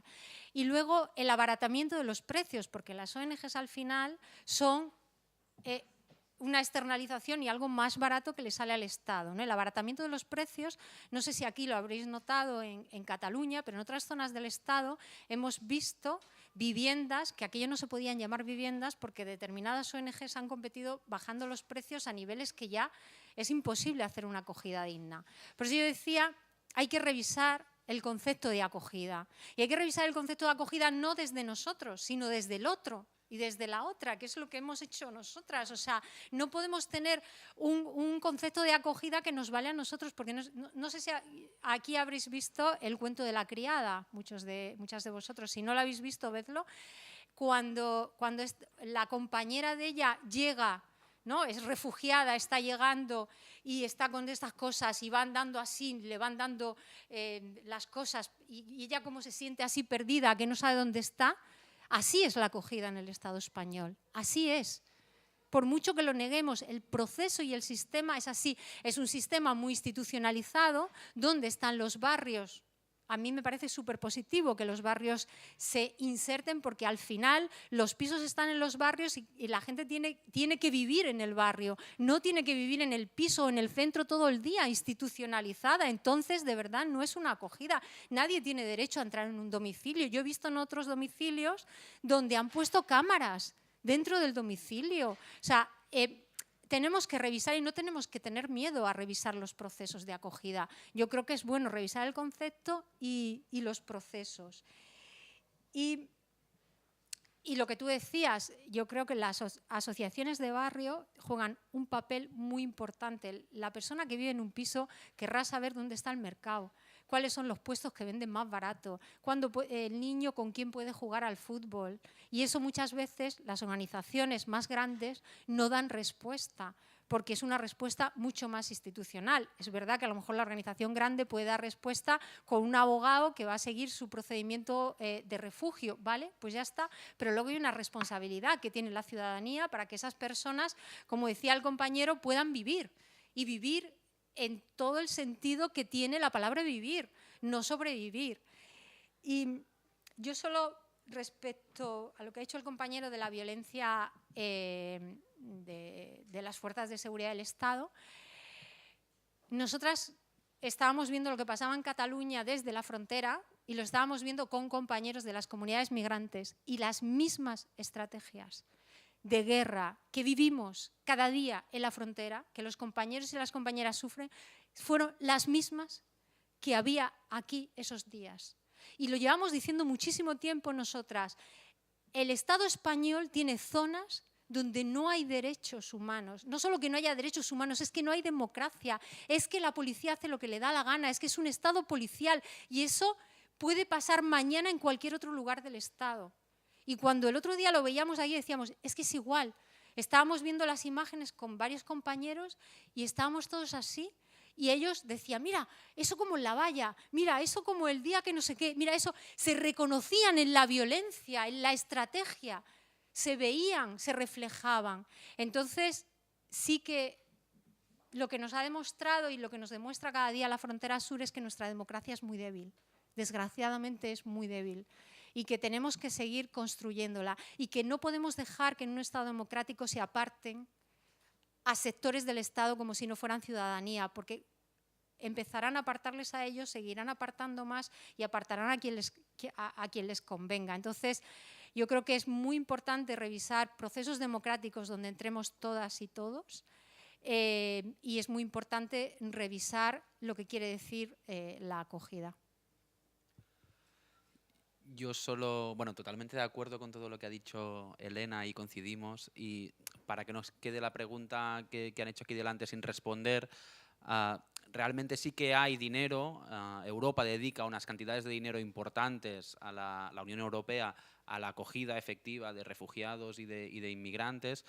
Yo el dato que has dado, la verdad es que no lo conocía. El dato que manejamos nosotros es de 230 millones de euros para el Estado español en un periodo de 2016 a 2020.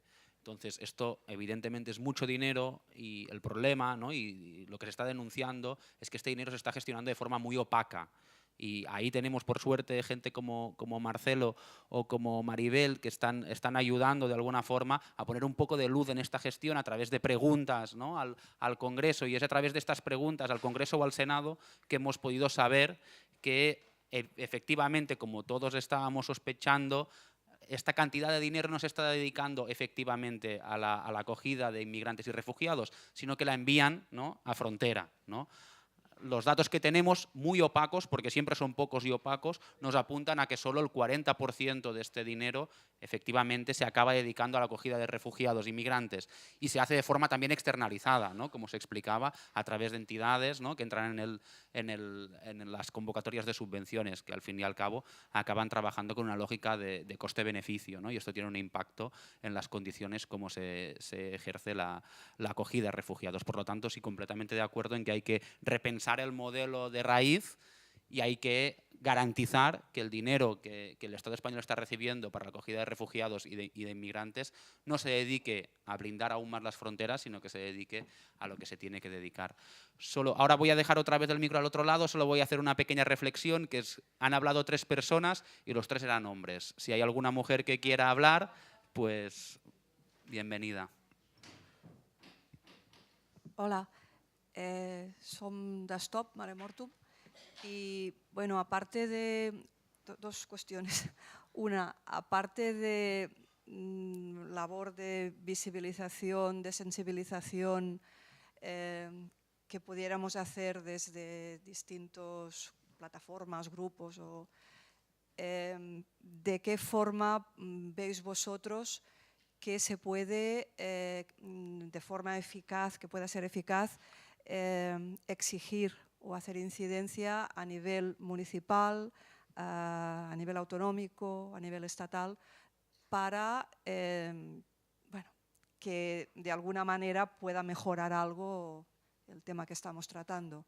Porque sensibilización y visibilización, esto pues bueno, tanto como se puede se hace, pero poca cosa cambia. Entonces, bueno, si conocéis alguna forma más eficaz que desde nosotros mismos poder incidir, ¿no? Y después, bueno, eso ya es particular, ¿no? Estuvimos esta primavera un pelín de tiempo en Tánger, pudimos ver un momentín Bujalev, nos impactó. Entonces, si nos pudieras un poco describir cómo se organizan allí, porque nos pareció que allí dentro mismo funcionaban las mafias, la mafia, es decir, estaba estructurado de forma, bueno, controlado, quién salta, quién no salta, quién recibe, bueno, los alimentos, nos pareció, pero solo nos pareció, no sé, por esto nos impactó y, bueno, no sé si cabe aquí o no cabe, pero que nos pudieras un poco dar un poco de luz ahí, ¿no? Y gracias por la labor. Muchas gracias. Vamos a priorizar aquí. Sí, hola. Sí, bueno, nosotros hemos venido de Fotomovimiento Innovac. Hemos estado este año con el informe hacia el restablecimiento de la legalidad en la frontera sur.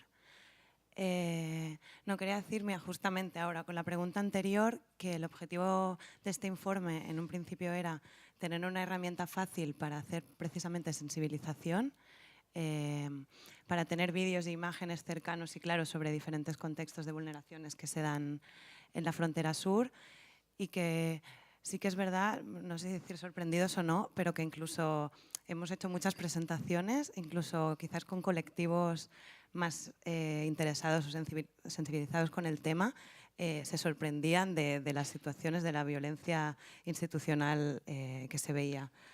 Pero yo creo que sí, que poco a poco sí que sirve. Es verdad que el mensaje de invasión, de no individualización de las personas está, pero creo que poco a poco sí que yendo ahí teniendo las herramientas se puede trabajar en ello. Sí que hay otra parte del proyecto en que nos gustaría trabajar para cambiar la ley. Tenemos un manifiesto esperando poder sumar apoyos y sí que está costando más encontrar las vías pues para que esto llegue realmente a las instituciones, ¿no? Quizás sería primero importante incidir en el cambio de discurso.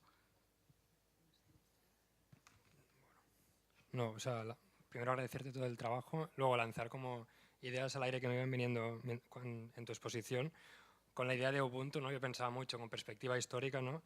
Y quizá de clase, con aquello del somos porque fueron y el serán porque somos, ¿no?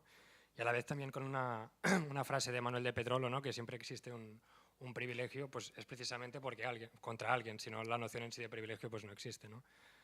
Con el comentario que hacías de la represión que había aquí en Cataluña el pasado 1 de octubre, las unidades de la Guardia Civil son los GRS, ¿no? Que son las mismas que están en la frontera sur, ¿no? Y luego también, como comentaba María, haciendo presentaciones estos meses sobre el informe de vulneración de derechos humanos en la frontera sur, era como curioso, ¿no? Y a la vez quizá un pelín espeluznante el hecho de que había como mucha... La gente se sorprendía en el sentido de que fuerte que en España, un Estado democrático, ¿no? Pasen estas historias en la frontera, pero también quiero recordar, ¿no? Que hace apenas 4 o 5 años, hace un par o 3 de días, se cumplió, creo que eran 4 o 5 años del asesinato de Juan Andrés Benítez aquí, bajo la intervención de los Mossos d'Esquadra, ¿no? En Barcelona. Entonces, quizá también sería interesante empezar también a poner focos, ¿no? Sobre vulneraciones de derechos humanos, tanto en contexto no fronterizo como en contexto interior del Estado español, de cualquier tipo de Estado, y trazar esa línea, ¿no? Que trazabas tú en el sentido de poner un termómetro en cuál es la calidad realmente democrática del país en el que vivimos, ¿no?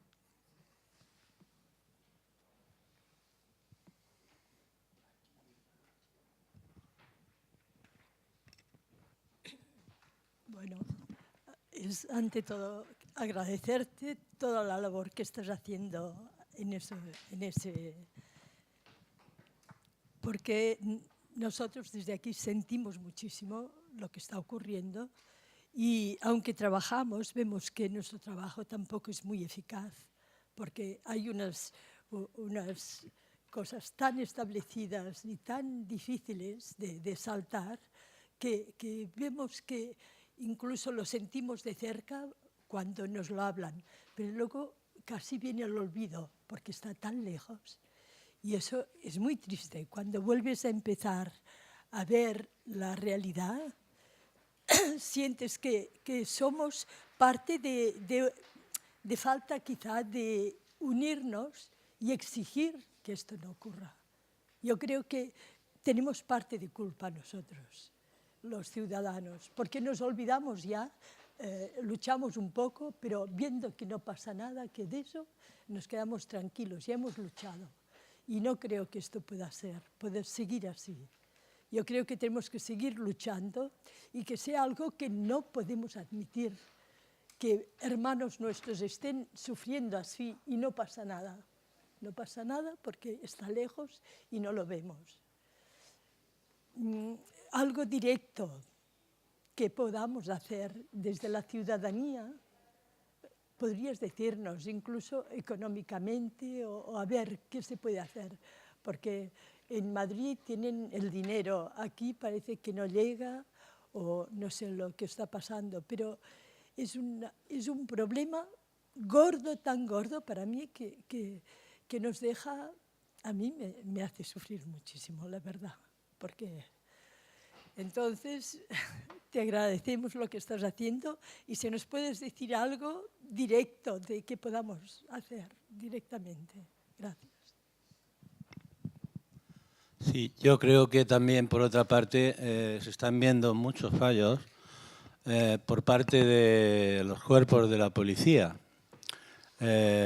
Concretamente lo vemos por televisión, ¿no? Y te quedas un tanto perplejo de cómo puede la policía, ¿no?, en un momento determinado no darse cuenta en cuanto a violencia de género, con una denuncia que haya habido, ¿no?, que en 1 hora y media a esa persona la hayan matado, ¿no? Eso ha pasado hace poco, ¿no? También hay que poner bastante orden en cambiar quizá protocolos dentro de las instituciones de servicios sociales. Yo creo que los protocolos de actuación que hay en algunos temas de servicios sociales también fallan. Concretamente, en Sevilla ha pasado un caso que es que no te lo puedes explicar, ¿no? 2 personas, hombre y mujer, que mueren, están 2 días muertos, los niños hacen una vida normal, van al colegio, no se dan cuenta. En fin, yo creo que me quedo perplejo de lo que está pasando, sinceramente, ¿no? Lo tenían que atender los vecinos, en fin, allí nadie se daba cuenta de nada, ¿no? En el mismo caso, o sea, a estos señores les dieron una casa que evidentemente no está, ni en las mínimas condiciones de habitarla, ¿no? Servicios sociales, evidentemente, ahí tenía que darse cuenta que tenía que ver en qué condiciones estaban, ¿no? Yo creo que los protocolos de actuación sirven para algo y verdaderamente habrá dinero, como dicen, es otro tema, porque era el tema de refugiados, habrá dinero, pero también, yo no me explico, o sea, yo estoy viendo la situación real que hay en comedores sociales, en albergues y en muchos sitios que la verdad te miran hasta si te miran la libreta de ahorros porque te has comido un bocadillo. No lo entiendo, sinceramente, ¿no? A la hora de darte, pues bueno, el servicio de alimentación. Yo me quedo perplejo, sinceramente. O sea, se han de revisar muy bien las cuentas y los conceptos donde va y cómo se distribuye ese dinero. Porque si este señor dice, como tú bien lo has contestado, que hay 200 y algo de millones, ¿no?, que para estos presupuestos, para dar servicio en estos presupuestos, que haya transparencia total y ya desde el gobierno central. Porque la verdad, seguimos con la corrupción en este aspecto, ¿o qué? Es que, no, vaya, yo creo que por parte del gobierno exigirle total transparencia. Yo creo que ahí, por parte también, el diputado que tenemos aquí hace muy bien en que hable de todo eso en el Parlamento. Total transparencia para todo. Y si se han de cambiar protocolos de actuación en muchos servicios, que se revisen y se cambien. O sea, es así. Y muchas gracias, Elena, por toda la información que estáis dando, ¿eh? Y por la labor que estáis haciendo. Gracias. ¿Os parece que hagamos las últimas respuestas y luego seguimos, si no fuera, tomando algo? Es que llevamos muchas horas aquí, ¿eh? ¿Sí? Venga. Bueno, hay dos cosas que, bueno, yo no tengo, me dicen las compañeras de Stop Mare Mortum, yo entiendo la frustración, porque es verdad que la frustración es bastante grande. Hay que plantear estrategias nuevas. O sea, lo que tenemos, yo siempre digo que el cambio viene del sur.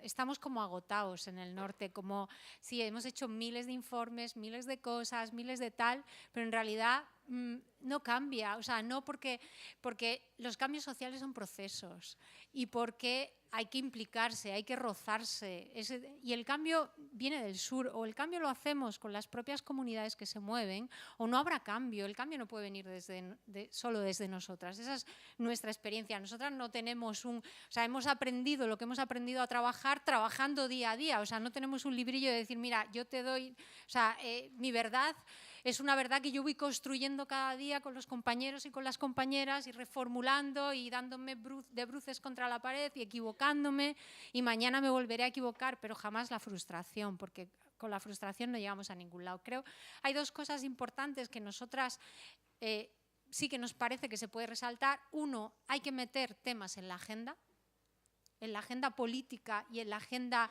desde la municipalidad hasta más arriba. Es muy importante meter temas en la agenda.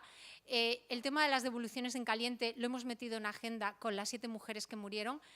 Nos ofrecieron pedir firmas en change.org y creo que llevamos 34.000 que nosotras ni hemos hecho campaña ni nada, si una cosa nos ha contestado incluso, que bueno, es algo anecdótico, pero bueno, nos ha contestado oficialmente el PSOE diciendo que en algún momento iba a derogar él también las devoluciones en caliente, nos ha contestado Pedro Sánchez, sabemos que, pero el tema está en agenda y eso es lo que les interesa, entonces hay que meter temas en agenda.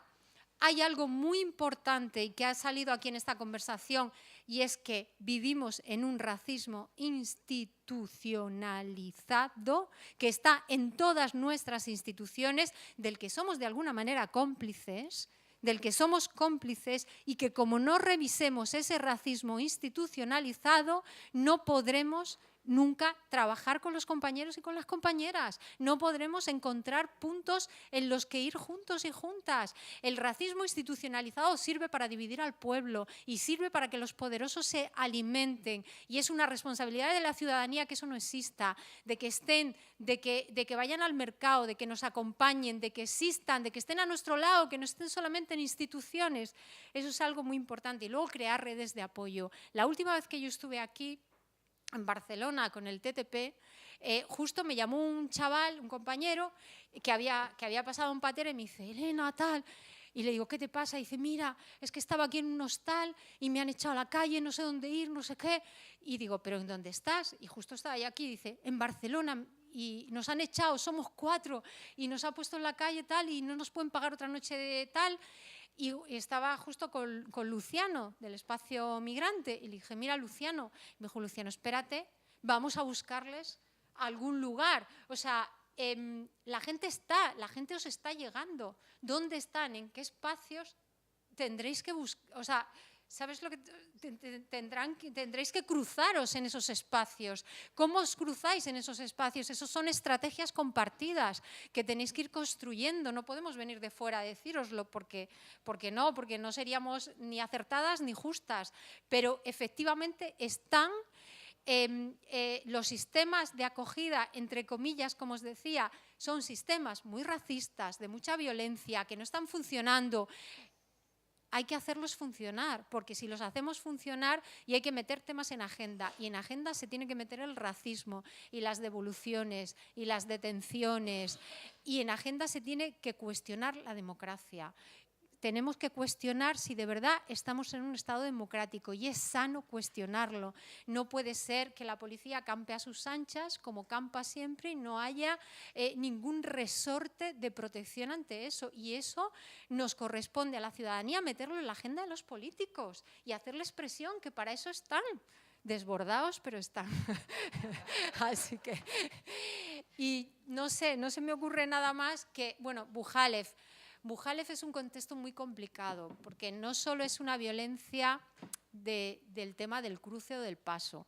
En Bujalef hay, o O sea, los saltos a la valla no hay una mafia establecida, ni en las toys tampoco, son sistemas más de autoorganización. Cada uno como negocio en la autoorganización habrá relaciones de poder, efectivamente, pero Bujales en sí mismo ya es una zona de mafias, no por esto, sino porque hay otras mafias que gestionan el tráfico de drogas, que gestionan y van de forma paralela, y además es una zona de mucha indefensión, o sea, que no tienes. Y luego, perdóname, que nos pasa a todos, cuando tú desembarcas en un sitio, no puedes, aunque vengas con referencias, los procesos de confianza no se crean de un momento a otro. Claro, entonces te ven y dices, sí, bueno, sí, vale, tú me estás diciendo que eres. Yo se lo decía hoy a Marcelo, pues él fue a visitar a los compañeros del centro de internamiento y la policía, compañeros que iban a ser deportados, que estaban ejerciendo resistencia para no ser deportados, y la policía eran compañeros que yo conocía hace mucho tiempo, y la policía, yo sabía que Marcelo iba, la policía les estaba amenazando y yo hablé con ellos por teléfono. Y ellos me decían, ¿pero a quién se lo contamos? ¿En quién confiamos? Y yo les decía, uno que tiene el pelo afro pero blanco, ese le podéis contar todo. Porque claro, porque él puede llegar y decir qué, pero están encerrados, son procesos. No os frustréis, somos ciudadanía, tenemos que construir ciudadanía juntos y juntas. Y yo creo que esto es lo más importante y es un día a día, es un proceso. No vamos a cambiar las cosas de hoy para mañana porque llevamos 40 años, más todos los que llevamos desde el 78, aguantando ciertas cosas. Pero bueno, no hay que frustrarse y hay que avanzar y hay que continuar y hay que caminar juntas. Vamos a dar las últimas palabras. Por allí había un señor que quería hablar, porque me han dicho que nos podemos quedar, no tenemos límite, así que 10 minutillos más podemos hacerlos, ¿vale? Muchas gracias, Marc. Sigue por alusiones un poco. Sí, Elena, la verdad es que es difícil hablar después de escucharte siempre. Yo creo que se ha dicho repetidamente y yo creo que hay que abundar en eso. Yo creo que nunca os daremos suficientemente las gracias a las personas que estáis en primera línea de una lucha que, de todas las luchas políticas que tenemos adelante, seguramente es de las más duras y de las más frustrantes también en muchos momentos. Y por eso yo creo que también se tiene que dar las gracias a ti en particular, porque además evidentemente de la conmoción que causa escucharte como otros compañeros y compañeras, a ti en particular, los relatos de cómo es la vivencia en el terreno donde justamente se ejercen ese tipo de violencias institucionales en las fronteras. También hay que agradeceros la vitalidad que transmitís justamente estando en primera línea, escucharos con una voz que nunca decae. Eso me parece que es también algunas de las intervenciones que hemos tenido, también la mía, que hablan de frustración, de límites, de las limitaciones para hacer cosas. Sentir esa vitalidad también es un mensaje muy fuerte. Si quienes estáis en primera línea todavía sois capaces de transmitir un deseo de seguir luchando y saber darle valor, más allá de que tienen que cambiar las cosas en unas dimensiones enormes, colosales, pero también saber darle el valor político a las pequeñas cosas que se pueden hacer en algún momento. Creo que eso también es una cosa que os tiene que agradecer profundamente. Aprovecho para dar como una nota al pie las gracias por el informe que aquí se ha mencionado en 2 ocasiones. Es un informe valiosísimo y justamente como una herramienta de trabajo, de concienciación y demás, ese tipo de cosas, aunque como tú has dicho tienen sus límites, no se tienen que dejar de hacer. Y en particular ese informe reciente se tiene que agradecer porque es una herramienta de mucho valor y evidentemente, como aquí se ha dicho, aconsejaría a todos, a todas los que estamos aquí que no lo habíamos leído, pues que le prestemos una especial atención. Si hay una cosa que quiero comentar, más allá de las modificaciones legislativas, estructurales, que tienen que hacerse, que son vitales, que son perentorias, que son inevitables, yo hay una cosa que aprendí del trabajo vuestro cuando tuve la suerte y tuve también el honor de participar en el acto que organizasteis en el Congreso en torno al asunto del Tarajal. Yo hay una cosa que aprendí en ese acto que me parece que es muy importante en un sentido humano, pero también políticamente, por la pregunta que ha ido rondando aquí sobre qué cosas hacer en la práctica. Yo creo que hay cosas prácticas que hacer y transformaciones estructurales que aplicar, pero yo ahí aprendí que hay una dimensión intangible de ese trabajo que es importantísima. Y fue cómo SOACTO funcionó de acuerdo con esos principios de justicia restaurativa a los que tú te has referido, sobre todo al principio de tu intervención.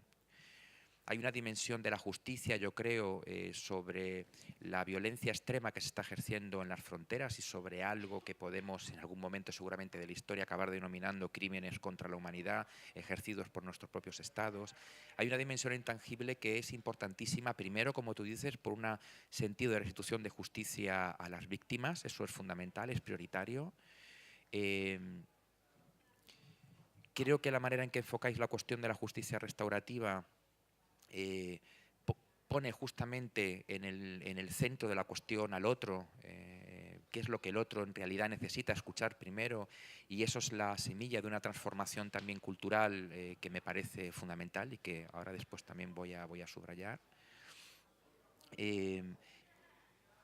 Recuerdo, por ejemplo, hace años cuando Balibar escribió aquel texto hermoso en la primera importante ocupación, una iglesia en París por parte de migrantes autoorganizados, aquel texto en la que toda la comunidad intelectual parisina estaba escribiendo, declarando públicamente qué teníamos que hacer nosotros por los migrantes, y él escribió aquel texto hermoso que decía: ¿qué le debemos nosotros a las personas migrantes? O sea, pensemos qué nos enseñan los migrantes a nosotros mediante esa lucha. Eso me parece importante, ¿no? ¿Qué debemos nosotros al otro, además de restituir una justicia, saber qué le debemos? Y me parece que es el embrión de una transformación muy importante, a la que tú has expresado que es una transformación cultural que también estamos obligados a hacer y que nos debemos. Y en ese sentido, una cuestión práctica. Con los compañeros y compañeras en el Congreso muchas veces hemos pensado, al hilo de aquel acto hermoso que hicisteis, qué se puede hacer por parte de la ciudadanía y de las instituciones para ampliar la ejecución práctica, el ejercicio práctico de la justicia restaurativa. Es decir, tenemos que encontrar maneras donde, además, digamos, del apoyo material a un flujo migratorio, a una crisis de refugiados que es desbordante, qué cosas prácticas podemos hacer para forzar a que las instituciones, mientras se van ejecutando los cambios estructurales que son imprescindibles, de facto, abran espacios de reconocimiento al otro, en los términos de justicia, como restitución de la verdad, etcétera, a los que tú te has remitido. Yo creo que ahí hay algo que no pensamos lo suficiente, que a nosotros de verdad, las instituciones, con la frustración que tenemos muchas veces de no poder hacer lo suficiente, creo que hay una dimensión de la colaboración entre ciudadanía, movimientos sociales, instituciones que nos tenemos que plantear, porque eso es un ejercicio muy potente. Primero, como digo, de restauración de un elemento de justicia al otro, de desvelamiento de la verdad sobre lo que sucede, pero también de transformación de nosotras como sociedad y de las propias instituciones que tienen que incorporar ese principio, y que hay cosas que quizá por ahí se podrían estar haciendo que tendríamos que pensar de una manera un poco más acertada. Yo creo que por ahí, fíjate, es algo importante, porque más allá de las urgencias hay transformaciones estructurales de las instituciones y de nosotros como sociedad y como cultura que tenemos que pensar a largo plazo, y yo creo que ahí habéis dado con un elemento muy clave de cómo se puede trabajar en esa línea.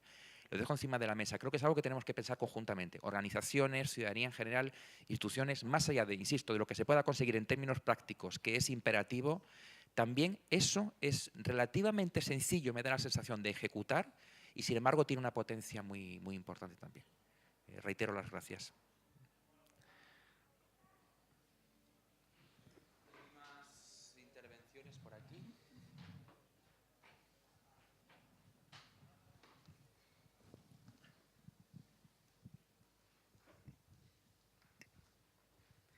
Bueno, yo lo que quería decir lo acaba de decir ahora Marcelo, pero mucho mejor de lo que yo soy capaz. Quiero decir, a mí me impactó mucho esa parte de tu discurso, y además creo que tenemos que pensar más. Creo que eso es algo que nos puede hacer también cambiar nuestro punto de vista, es decir, contemplar al otro en toda su dimensión, y no solamente a él, al que ha tenido, o el que está intentando llegar aquí, el que ha tenido el que ha caído en ese combate, como también a sus familias, ¿no? Hay que pensar también en los vivos que dejan detrás, y hay que ayudar a empoderar a las familias de alguna manera con la verdad, con el conocimiento y con esa justicia restauradora. Y bueno, esto era lo que quería decir. Por otro lado, solamente un matiz respecto a lo que dijiste ahora, que no sé, yo no acabo de estar de acuerdo en que seamos una sociedad racista. Yo diría que tenemos odio al pobre, o aporofobia, o algo así se llama. Racista no estoy tan segura. Bueno, ya está, nada más. Gracias.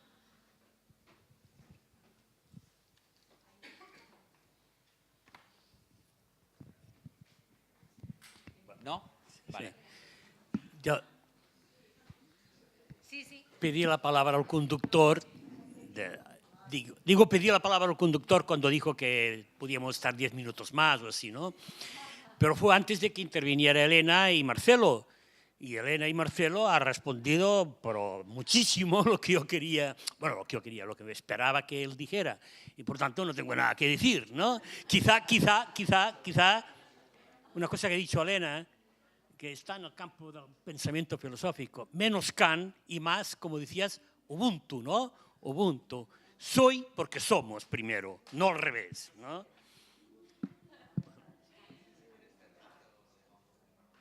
Sí.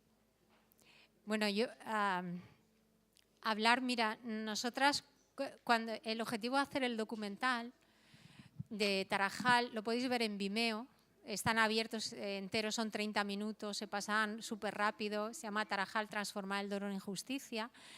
El objetivo de hacer el documental también era acercar, y lo hemos proyectado en institutos, lo hemos proyectado en centros donde iba más gente como más mayor, todo el mundo empatizaba, todo el mundo sabe lo que es una familia, todo el mundo sabe lo que es el dolor y todo el mundo sabe lo que es la búsqueda de justicia. Desgraciadamente estamos en un país que los procesos de justicia reparativa están bajo mínimos porque ni siquiera no nos los han dejado nunca hacer. Entonces estamos bajo mínimos con esos procesos, pero son muy importantes. Por ejemplo, yo ahora cuando estabais hablando me acordaba de varias cosas.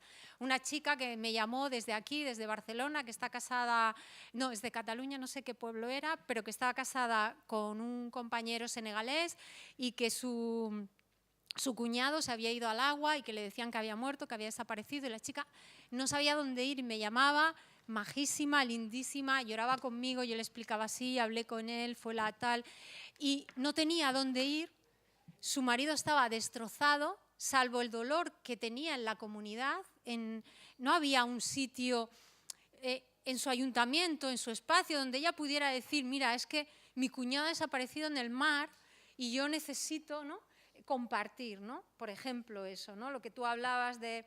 Luego, hace poco, Uomo, que es una compañera también víctima de esa violencia racista institucionalizada en la frontera sur, tiene a su hijo en Melilla.